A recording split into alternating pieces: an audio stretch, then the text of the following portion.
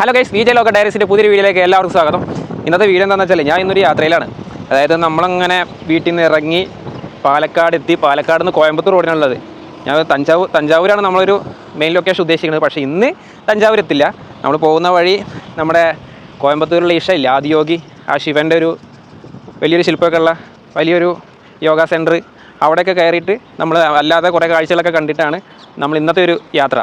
അപ്പോൾ പറഞ്ഞ പോലെ ഇന്നിപ്പോൾ തഞ്ചാവൂരെത്തില്ല. ഇന്നിപ്പോൾ നമ്മൾ കോയമ്പത്തൂരിലെ ആ ഒരു മെയിൻ സെൻറ്റർ നമ്മൾ സന്ദർശിക്കുന്നു, അവിടുത്തെ കാഴ്ചകളൊക്കെ കാണുന്നു. അല്ലാതെയുള്ള യാത്രാ കാഴ്ചകൾ കാര്യങ്ങളൊക്കെയാണ് ഇന്നത്തെ വീഡിയോ. അപ്പോൾ ഇപ്പോൾ ഞാനിപ്പോൾ കോയമ്പത്തൂർ റോഡ് കഞ്ചിക്കോടൊക്കെ കഴിഞ്ഞിട്ട് ഒന്ന് സൈഡാക്കിയതാണ്. അപ്പോൾ നല്ലൊരു വ്യൂ കണ്ടപ്പോൾ ഇവിടുന്ന് അങ്ങോട്ട് തുടങ്ങാമെന്ന് വിചാരിച്ചു. കണ്ടില്ല, നല്ലൊരു ഇവിടുന്ന് വലിയ മലനിരകളൊക്കെ ആയിട്ട് നല്ലൊരു വ്യൂ ആണ്. ഇവിടെ വലിയ പാറ നിറഞ്ഞൊരു പ്രദേശമാണ്. അവിടെ നിന്നുള്ള റോഡ് കണ്ടില്ലേ, അതാണ് കോയമ്പത്തൂർ പാലക്കാട് റോഡ്. അങ്ങോട്ടേക്കാണ് കോയമ്പത്തൂർ, ആ റോഡാണ് പോകേണ്ടത്. അപ്പോൾ ഇത് കഞ്ചിക്കോട് കഴിഞ്ഞിട്ട് കുറച്ചും കൂടി കഴിഞ്ഞാൽ റോഡ് സൈഡിൽ വലിയ മലനിരകളൊക്കെ കാണാം. കഞ്ചിക്കോട് എത്തുന്നതിന് മുമ്പും അവിടെ നിന്നൊക്കെ ആയിട്ട് വലിയ മലകളൊക്കെ കാണാം. അപ്പോൾ ആ റോഡിനാണ് ഇപ്പോൾ ഉള്ളത്. ഇവിടെ നിന്നുള്ള വ്യൂ ഒക്കെ അടിപൊളിയാണ്. ഇതാ കണ്ടില്ലേ കണ്ടില്ലേ കണ്ടില്ലേ, അടിപൊളിയല്ലേ. അപ്പോൾ ഇവിടെ നിന്ന് കോയമ്പത്തൂരേക്കാണ് പോകുന്നത്. അവിടെ നിന്ന് നമ്മൾ കുറച്ചൊന്ന് കട്ട് ചെയ്തിട്ട് ഇഷ ഫൗണ്ടേഷനിൽ പോകുന്നു. അവിടുത്തെ ശിവൻ്റെ ആ രൂപം, അവിടുത്തെ കാഴ്ചകളും അവിടുത്തെ വിശേഷങ്ങളൊക്കെ എന്തൊക്കെയാണ് നമുക്ക് നോക്കി നോക്കാം. അത് കഴിഞ്ഞ് നമ്മൾ അടുത്ത ലൊക്കേഷൻ പിടിക്കും. അങ്ങനെയൊക്കെയാണ് ഇന്നത്തെ വീഡിയോ. അപ്പോൾ ഞാൻ തഞ്ചാവൂരാണ് ലക്ഷ്യമിട്ടിട്ടുള്ളത്. തഞ്ചാവൂർ നാളേക്ക് എത്തുന്നുണ്ടാവുള്ളൂ. നമ്മൾ പിന്നെ ബാഗിൽ ടെൻറ്റ്, ചെറിയ ചായപരിപാടി, കുക്കിംഗ് സംഭവങ്ങളൊക്കെ ആയിട്ട് സെറ്റ് ചെയ്തിട്ടാണ് വന്നിട്ടുള്ളത്. ബൈക്ക് അവിടെ സൈഡാക്കിയിരിക്കുകയാണ്, ഞാൻ കാണിച്ചു തരാം. അപ്പോൾ നമ്മളിന്ന് കൂടുതലും എവിടെയെങ്കിലും ടെൻ്റ് അടിച്ചിട്ട് താമസിക്കാമെന്നൊക്കെ വിചാരിക്കുന്നു. അപ്പോൾ ഫസ്റ്റ് ടൈമാണ് ടെൻ്റ് അടിക്കുന്നത്. ടെൻറ്റ് വാങ്ങിയിട്ടൊക്കെ കുറേ ആയി, ടെൻറ്റ് ഉപയോഗിച്ചിട്ടില്ല. ഇങ്ങനെ ട്രിപ്പിലങ്ങനെ ടെൻ്റൊക്കെ അടിച്ചിട്ട് അങ്ങനെ രാത്രി സ്റ്റേ ചെയ്തിട്ടില്ല. അപ്പോൾ ഇന്ന് ഉദ്ദേശിക്കുന്നത് അങ്ങനെയാണ്. നമ്മൾ എവിടെയെങ്കിലും നല്ലൊരു ലൊക്കേഷൻ കണ്ടാൽ അവിടെ ടെൻ്റ് അടിക്കാം, അങ്ങനെയൊക്കെ ഉദ്ദേശിച്ചാണ് ഇന്നത്തെ യാത്ര. അപ്പോൾ പിന്നെ കൂടുതലും ഈ ബഡ്ജറ്റ് നമ്മൾ കുറവ് നോക്കുകയാണ് നല്ലത്. കാരണം എന്താണെന്ന് വെച്ചാൽ റൂമൊക്കെ എടുക്കുകയാണെങ്കിലും 1000, 1500, അല്ലെങ്കിൽ ഇപ്പോൾ മിനിമം എന്തെങ്കിലും ഒരു 700, 800 ആ ഒരു റേഞ്ച്. എന്നാലും ജസ്റ്റ് ഒന്ന് ഉറങ്ങി എണീക്കാൻ വേണ്ടിയിട്ട് അത്ര ഒരു അധിക ചിലവിൻ്റെ ആവശ്യമില്ല. അപ്പോഴാണ് നമ്മൾ ടെൻറ്റ് യൂസ് ചെയ്യാമെന്ന് വിചാരിച്ചത്. പിന്നെ അത്രയും ആവശ്യഘട്ടങ്ങളിൽ അല്ലെങ്കിൽ അങ്ങനെ ടെൻ്റൊന്നും അടിക്കാൻ പറ്റാത്തൊരു ഏരിയയിലാണെങ്കിൽ നമുക്ക് റൂം എടുക്കാം എന്നുള്ളതാണ്. അപ്പോൾ നമ്മൾ ആ ഒരു അധിക ചിലവ് കുറയ്ക്കാമെന്നുള്ള രീതിയിലാണ് ടെൻറ്റ് ഇന്ന് എടുത്തിട്ടുള്ളത്. അപ്പോൾ നമുക്ക് മുന്നോട്ട് പോവാം. അപ്പം ഇവിടെ നിന്നുള്ള കാഴ്ചകൾ എന്തൊക്കെയാണെന്ന് നോക്കാം. Okay, come on. വണ്ടി ഇതാ ഇവിടെ ഉണ്ട്. ഈ ബാഗ് ഞാൻ ഓൺലൈനിൽ വാങ്ങിയതാട്ടോ. പക്ഷേ ബാഗ് ഓക്കെയാണ്. പക്ഷേ അത് നമ്മളതിൽ സെറ്റ് ചെയ്യണമെങ്കിൽ നല്ലൊരു ഫ്രെയിം അടിക്കണം. നല്ലൊരു ഫ്രെയിം ഇങ്ങനെ അടിച്ചിട്ട് വേണം അതിൻ്റെ മേലെ വയ്ക്കണം. ബാഗ് സെറ്റായിടുന്നില്ല. ബാഗൊക്കെ നല്ല വലിയൊരു ബാഗും സെറ്റായിട്ടുള്ള ബാഗാണ്. പക്ഷേ ഒരു ഫ്രെയിം അടിച്ചാലേ നമുക്ക് അതിൽ സെറ്റായിട്ട് നിൽക്കുകയുള്ളൂ. ഇവിടെ ഒരു ടോളുണ്ട് കേട്ടോ. ആ ടോളിനടുത്താണ് നമ്മൾ ഇവിടുന്ന് ഒരു ഇൻട്രോ ഒക്കെ പറഞ്ഞ ആ ഒരു വ്യൂ ഒക്കെ ഉള്ള സ്ഥലം. ഓക്കെ, അപ്പോൾ നമുക്ക് ഇവിടുന്ന് മുന്നോട്ട് പോവാം. ഓക്കെ, അങ്ങനെ വാളയാർ ചെക്ക് പോസ്റ്റ് കഴിഞ്ഞു. ഇപ്പോൾ ഇതാ തമിഴ്നാട്ടിലേക്ക് കടന്നിരിക്കുകയാണ്. എത്ര ലോട്ടറി കട അവിടെ അതിർത്തിയിലേ, കേരള തമിഴ്നാട് അതിർത്തിയിലൊക്കെ ഒരുപാട് ലോട്ടറി കടകൾ. കാരണം തമിഴ്നാട് കേരള ലോട്ടറി ഇല്ലല്ലോ. അപ്പോൾ ആ ഒരു അതിർത്തിയിൽ കൊണ്ടുപോയിട്ട് എത്ര ലോട്ടറി കടയാണ്. ഓക്കെ, അപ്പോൾ ഇപ്പോൾ തമിഴ്നാട് സ്റ്റേറ്റിലാണുള്ളത്. ഓക്കെ, മുന്നോട്ട് പോവാം. അങ്ങനെ NH-ലൂടെ കുറേ വന്നതിന് ശേഷം നമ്മളൊരു പോക്കറ്റ് റോഡിൽ കൂടെ അങ്ങനെ ഇഷ ഫൗണ്ടേഷനിലേക്ക് പോവുകയാണ്. കുറേ ദൂരം അങ്ങനെ വന്നു. വല്ലാതെ റോഡ് വ്യൂ കാണിക്കേണ്ടതെന്ന് വെച്ചിട്ടാണ്. കൂടുതൽ NH ആയിരുന്നു. NH നമ്മളൊരു ചെറിയൊരു പോക്കറ്റ് റോഡിൽ കൂടെയാണ്. ഇനി ഒരു 10-35 കിലോമീറ്ററാണ് ഇവിടുന്ന് എങ്ങനെ നമുക്ക് പോകണം. അങ്ങനെ ഒരു പോക്കറ്റ് റോഡിൽ കൂടെയൊക്കെ വന്ന് ഇവിടെ കണ്ടില്ലേ ഒരു ചെറിയൊരു അമ്പലം. അല്ലോ, ഇത് വേറെ വിഭാഗമാണല്ലോ. ഇവിടുത്തെ നാടൻ പട്ടിയാണ്. ആ വൈ ഇവിടെ ഒരു അമ്പലം രസമുണ്ടല്ലേ, കുറേ രൂപങ്ങളും അതൊക്കെ ആയിട്ട്. അപ്പോൾ ഈ റോഡാണ് മുന്നോട്ട് പോകേണ്ടത്. അങ്ങനെ ആ ചെറിയ വഴി ഒരു നല്ലൊരു റോഡ് പണി നടക്കുന്നേ ഉള്ളൂ, നടന്നുകൊണ്ടിരിക്കുകയാണ്. നല്ലൊരു റോഡിലേക്ക് ചാടിയിരിക്കുകയാണ്. അധികം തിരക്കൊന്നും കാണാത്ത, എന്നാൽ റോഡ് പണി അധികം മുഴുവൻ കഴിഞ്ഞിട്ടുമില്ല. അപ്പോൾ ഇനി ഈ റോഡ് വഴിയാണ് പോകേണ്ടത്. നല്ല റോഡല്ലേ, കംപ്ലീറ്റ് ആയിട്ടില്ല, സെറ്റായി വരുന്നേ ഉള്ളൂ. ചില സ്ഥലത്തൊക്കെ റോഡ് ക്ലോസ്ഡ് ആണ്. ചില സ്ഥലത്തൊക്കെ വർക്കൊക്കെ നടക്കണം തന്നെ. അതുകൊണ്ട് ഗൂഗിൾ മാപ്പ് വെച്ചിട്ട് ഉള്ളേരിയ കൂടെ കട്ട് ചെയ്ത് അങ്ങനെയാണ് വന്നത്. കുറേ സ്ഥലത്തൊക്കെ ക്ലോസ്ഡ് ആണ്. ഞാൻ പിന്നെ എവിടെയെങ്കിലും ഒന്ന് സൈഡാക്കണം, ജസ്റ്റ് ഒന്ന് റെസ്റ്റൊക്കെ എടുത്ത് പോകാമെന്നൊക്കെ വിചാരിച്ച്. നല്ലൊരു സ്ഥലം കണ്ടാൽ ഒന്ന് റെസ്റ്റ് എടുക്കണം. അധികം അങ്ങനെ സൈഡാക്കിയിട്ടില്ല. പിന്നെ ഒരു സ്ഥലത്തെത്തിയപ്പോൾ ഞാൻ ചായയൊക്കെ ഉണ്ടാക്കി ചെറിയ സ്നാക്സൊക്കെ ഉണ്ട്, അതൊക്കെ കഴിച്ചിട്ട് പോവുക. രാവിലെ നേരത്തെ ഇറങ്ങിയ കാരണം നേരത്തെ ഞാൻ അവിടുന്ന് ഒരു കടയിൽ നിന്ന് ഫുഡ് കഴിച്ചു രാവിലെ തന്നെ. അപ്പോൾ അതിന് ശേഷം പിന്നെ ഒരു 10-10:30-11 മണിയായപ്പോൾ വിശക്കാൻ തുടങ്ങി. അതിന് ശേഷം പിന്നെ ഒരു ചായ ഉണ്ടാക്കി കുടിക്കാമെന്നൊക്കെ വിചാരിച്ചു. പിന്നെ നല്ലൊരു ലൊക്കേഷൻ കിട്ടിയില്ല. ഈ റോഡ് പണി ചില സ്ഥലത്തൊക്കെ നടക്കുന്ന കാരണം.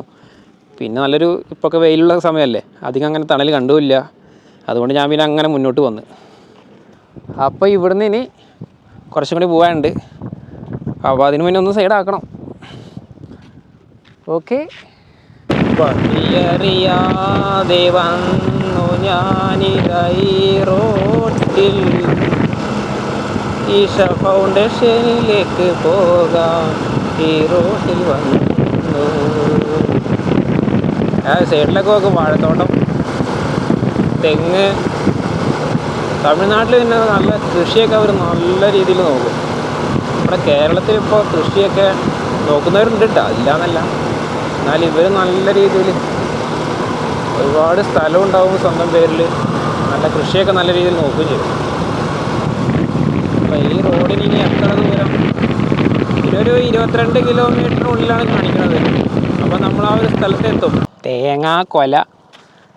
ഇത് പുതിയ റോഡായ കാരണേ അങ്ങനെ വണ്ടികളൊന്നും കയറ്റി വിട്ട് തുടങ്ങിയില്ല. പക്ഷേ ഗൂഗിൾ മാപ്പിൽ ഈ റൂട്ട് കാണിക്കുന്നുണ്ട്. അങ്ങനെ ഇങ്ങനെയൊക്കെ വന്നു. നേരത്തെ അവിടെ പോയി കുറേ കറങ്ങി തിരിഞ്ഞ് ഏതൊക്കെ വീടിൻ്റെ ഉമ്മറത്തൂടെയൊക്കെ പോയി നോക്കുമ്പോൾ റൂട്ടൊക്കെ പറയണത് കറക്റ്റാണ്.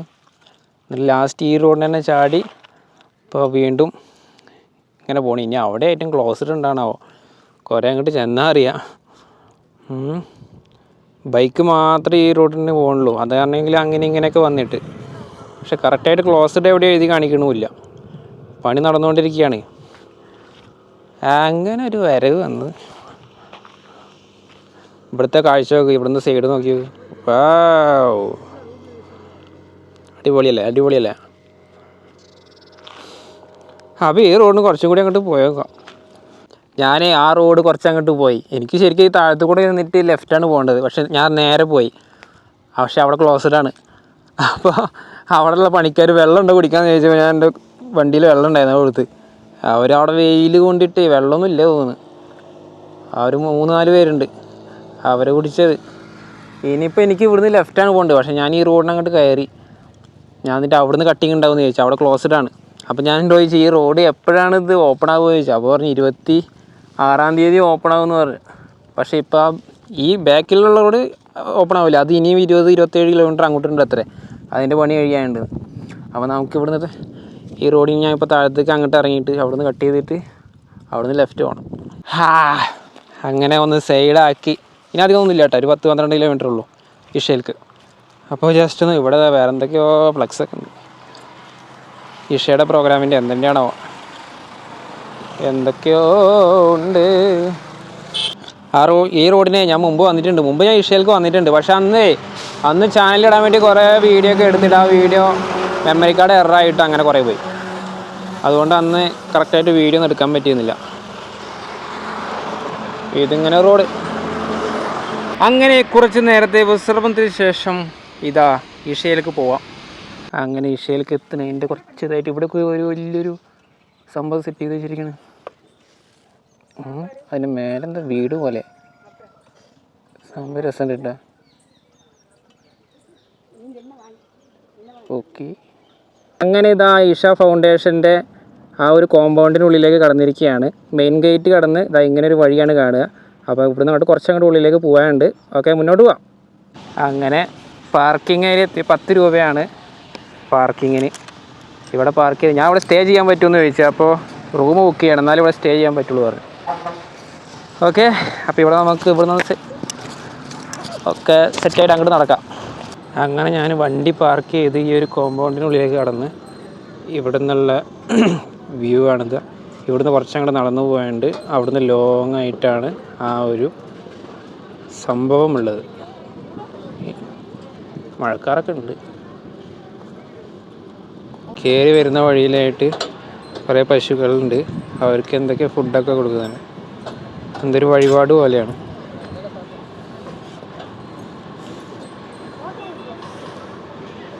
ഇതിൻ്റെ കൊമ്പ് നോക്ക്, എന്തത്.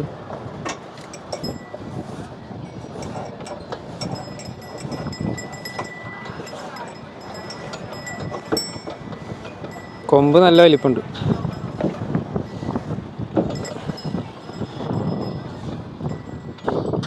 നല്ല മഴക്കാറുണ്ട്. മഴ പെയ്താൽ അടിപൊളിയായി. എന്താണെന്ന് വെച്ചാൽ ബാഗൊക്കെ നനയും. ഞാൻ പണ്ടൊക്കെ ട്രാവൽ ചെയ്യുമ്പോൾ ഉപയോഗിച്ചിരുന്ന ബാഗല്ല ഇപ്രാവശ്യം എടുത്തിരിക്കുന്നത്. പണ്ട് ഉപയോഗിച്ചിരുന്ന ബാഗിൻ്റെ മേലെ കൂടെ വാട്ടർ പ്രൂഫ് വേറൊരു കവറിങ് ഉണ്ടായിരുന്നു. ഇത് വലിയ ബാഗായതുകൊണ്ട് അതിന് പറ്റിയൊരു കവർ കിട്ടിയില്ല. അപ്പോൾ മഴ പെയ്താൽ അടിപൊളിയാവും, ഫുള്ള് നനയും. ഇവിടെ ആയിരുന്നു തോന്നുന്നുണ്ട് ശിവരാത്രിയുടെ പരിപാടിക്കുള്ള സീറ്റിങ്ങും സംഭവങ്ങളൊക്കെ ഇവിടെ ആയിരുന്നു തോന്നുന്നു. അതൊക്കെ അഴിച്ച് കൊണ്ടുപോകുന്നുണ്ട്. ഇപ്പം അടുത്തല്ലേ ശിവരാത്രി കഴിഞ്ഞത്. അപ്പോൾ ഇതാ ഈ കാണാൻ പോകുന്നതാണ് 112 അടി ഉയരമുള്ള ശിവൻ്റെ പ്രതിമ. അതും ഫുള്ളായിട്ടില്ല, ആ ഫേസും ജസ്റ്റിൻ്റെ കുറച്ച് ഭാഗം. ഇത് 2017 പണി കഴിപ്പിച്ചേട്ടാ. 2.5 വർഷം വേണ്ടി വന്നു എന്നാണ്. അതോ പ്ലാനിങ് ആണോ അതോ 2.5 വർഷം കൊണ്ട് പണി കഴിപ്പിച്ചതാണ്. ഇതാണ് ആ പ്രതിമ.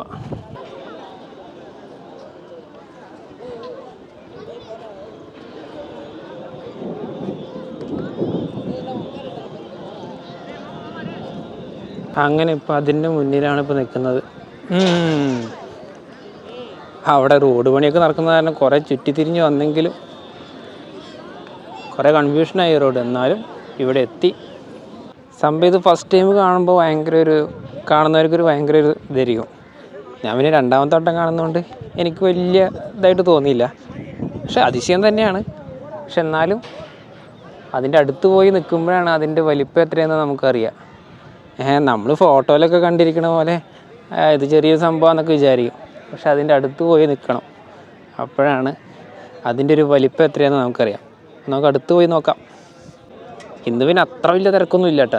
പിന്നെ എന്താണെന്ന് വെച്ചാൽ ശിവരാത്രി ഇപ്പം അടുത്ത് കഴിഞ്ഞിട്ടല്ലേ ഉള്ളൂ. ഇത് ഫെബ്രുവരി മാസമല്ലേ, ശിവരാത്രി ഇപ്പം അടുത്തല്ലേ കഴിഞ്ഞത്. ആ സമയത്തൊക്കെ സീസണാണ്. അപ്പോൾ നല്ല തിരക്കൊക്കെ ആയിരുന്നു. എന്താ സദ്ഗുരു ആ സമയത്ത് ഭയങ്കര തിരക്കും ആകെ അടിപൊളി ആഘോഷമായിരുന്നു ഇവിടെ. അതിൻ്റെ സ്റ്റേജൊക്കെ സെറ്റ് ചെയ്ത് തോന്നുന്നു അപ്പുറവും ഇപ്പുറവും. ഇവിടെയുണ്ട്, അപ്പുറത്തെ സൈഡിലും ഉണ്ട്. ഇവിടെ ഈ സൈഡൊക്കെ മലകളാണ് കേട്ടോ. ഒരു ഒഴിഞ്ഞൊരു പ്രദേശത്താണിത് ഈ ഒരു സംഭവം ഉള്ളത്. നല്ല ഏക്കർ കണക്കിന് സ്ഥലമുണ്ട്. ഇവിടെ വേറൊരു അത്ഭുതം കൂടി ഉണ്ട്. കഴിഞ്ഞ ഞാനിത് നമ്മൾ ഫോട്ടോയിലൊക്കെ കൂടുതൽ ഇതല്ലേ കണ്ടിട്ടുണ്ടാവുക. അപ്പം ഞാൻ അത് കാണാമെന്നുള്ള ഒരു രീതിയിലാണ് വന്നത്. പക്ഷേ ഇതിൻ്റെ പുറകിലൂടെ കുറച്ചങ്ങോട്ട് പോയിട്ട് അവിടെ വേറൊരു യോഗ സെൻറ്റർ അങ്ങനെ സംഭവങ്ങളൊക്കെ ഉണ്ട്. അതിനുള്ളിൽ ക്യാമറ അലൗഡ് അല്ല. ഞാൻ അതിൻ്റെ ഉള്ളിൽ കയറിയിട്ട് അതിൻ്റെ വിശേഷങ്ങൾ പറഞ്ഞുതരാം. അടിപൊളിയാണ്.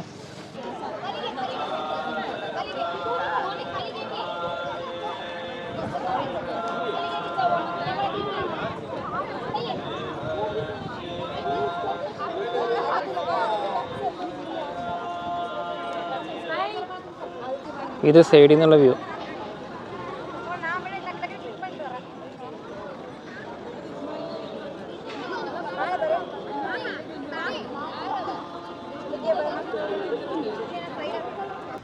ഇതങ്ങോട്ട് പുറകിലോട്ട് അങ്ങോട്ട് കുറച്ച് സ്പേസ് ഒക്കെ ഉണ്ട്. അവിടെ നിന്ന് അങ്ങോട്ട് പോയിട്ട് വേറെ സംഭവമൊക്കെ ഉണ്ട്. നമുക്ക് അങ്ങോട്ടേക്ക് ഇനി പോകണം.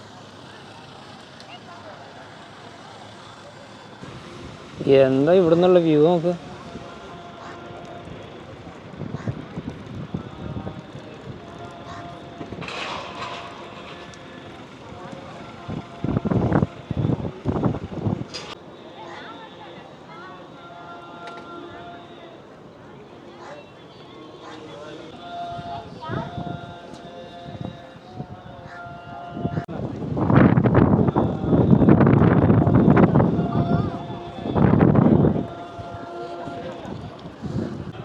മഴ ചാറുണ്ട് കുറച്ച് നേരമായിട്ട്.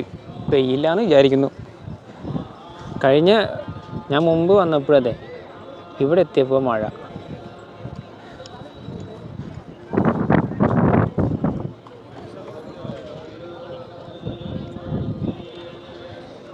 അതായത് ശിവനെ ഒരു ദൈവമായിട്ടല്ല, മറിച്ച് ലോകത്തിലെ ആദ്യത്തെ യോഗിയായിട്ടാണ്. അതായത് ആദിയോഗി, അങ്ങനെയാണ് ഇവിടെ അവതരിപ്പിച്ചിരിക്കുന്നത്. മനുഷ്യന് തൻ്റെ പരിമിതികൾ മറികടക്കാൻ വേണ്ടി നൽകിയ 112 വഴികളെയാണ് ഈ പ്രതിമ പ്രതിനിധീകരിക്കുന്നത്. അതായത് 112 അടി. 2017 ഫെബ്രുവരി 24 ഈ ഒരു പ്രതിമ നരേന്ദ്രമോദി ഉദ്ഘാടനം ചെയ്തത്.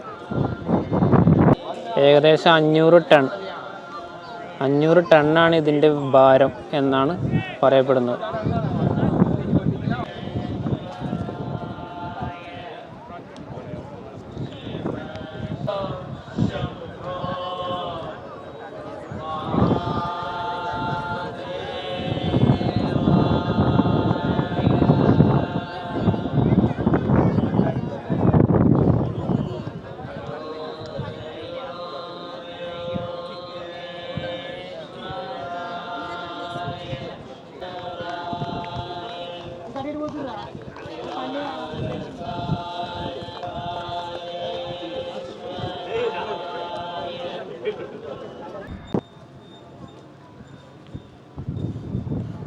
ഇനി ഈ സൈഡിലൂടെ ബാക്കിലേക്ക് പോയിട്ടാണ് യോഗ സെൻ്ററൊക്കെ ഉള്ളത്.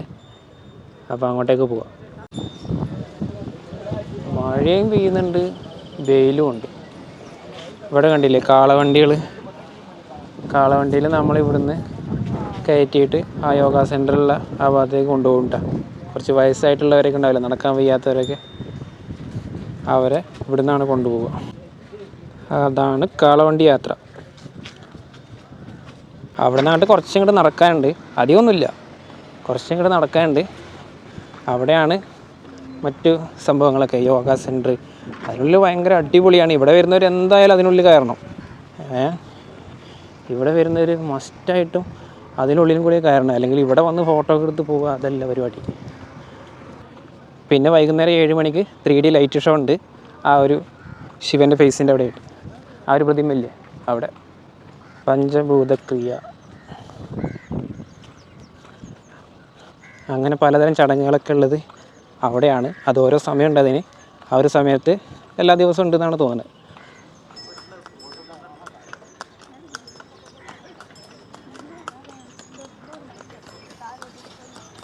ഇവിടെ എത്താറാകുമ്പോൾ ഇവിടെ ഒരുപാട് സ്റ്റാളുകൾ, പിന്നെ പാർക്കിങ്. ഇവിടം വരെ റോഡ് സർവീസ് ഉണ്ട് കേട്ടോ. ഈ വഴി വരികയാണെങ്കിൽ ബസ് സർവീസൊക്കെ ഉണ്ട് ഇവിടെ.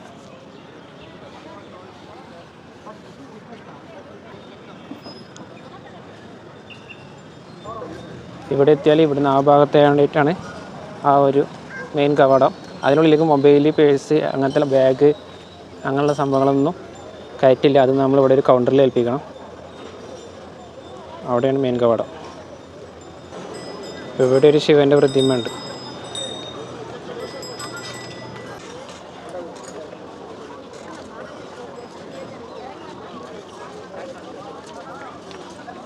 ഇവിടെ ഉണ്ട് കേട്ടോ പശുക്കൾ.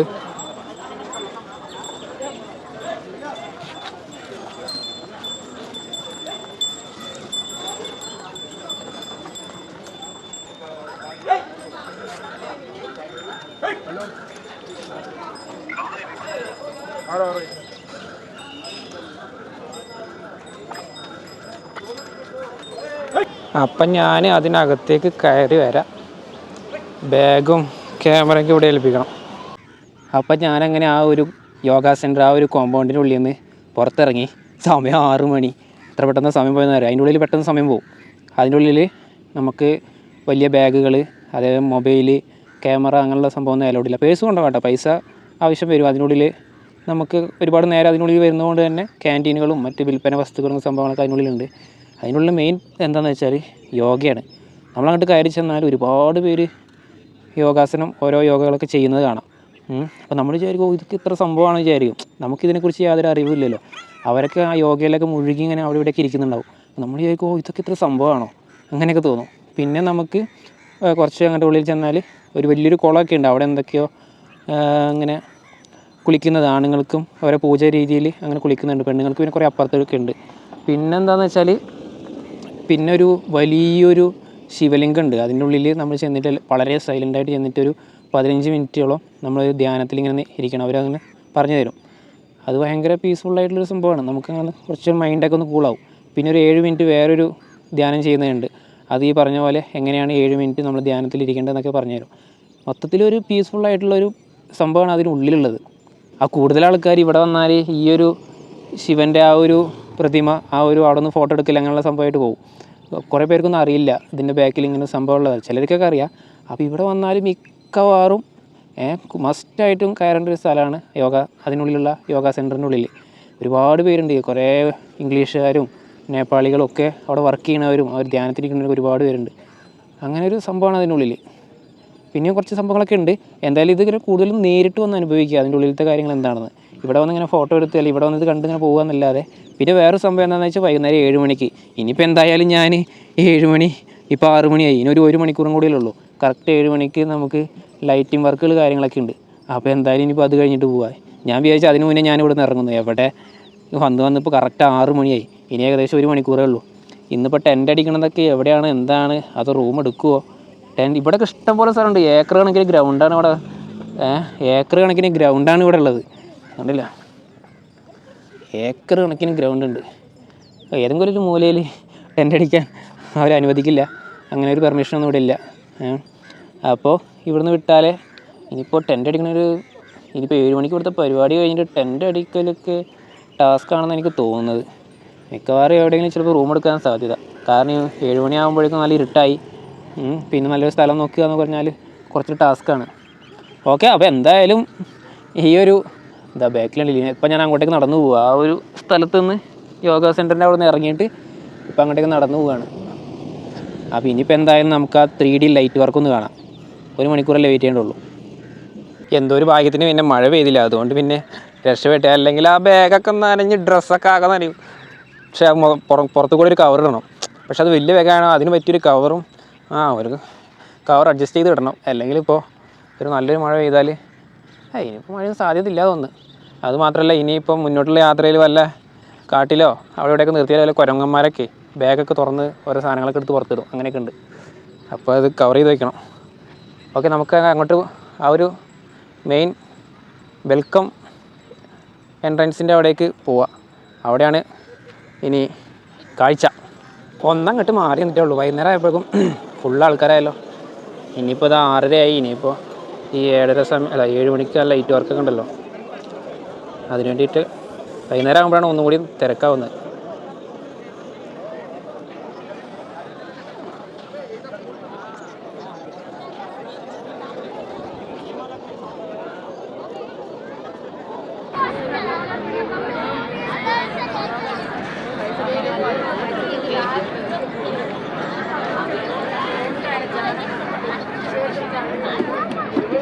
Daddy, first video did